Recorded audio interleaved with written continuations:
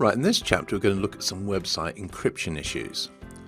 Now, the first thing is that Google Webmaster Guidelines recommend you have a secure site. The other thing is that if you view a site within Google Chrome that's not secure, you'll get this message. As you can see, it actually says not secure.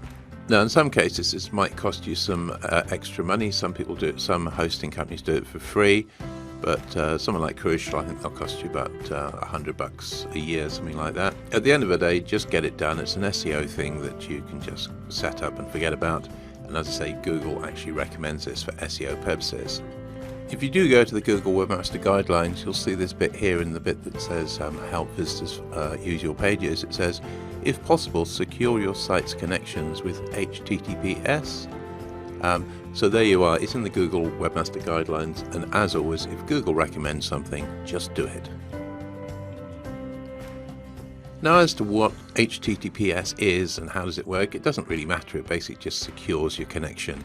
So the data transfer between the 2 points is secured, it's encrypted. Now, the way it used to work was that sometimes you'd have a mixture on a website of secured and non-secured.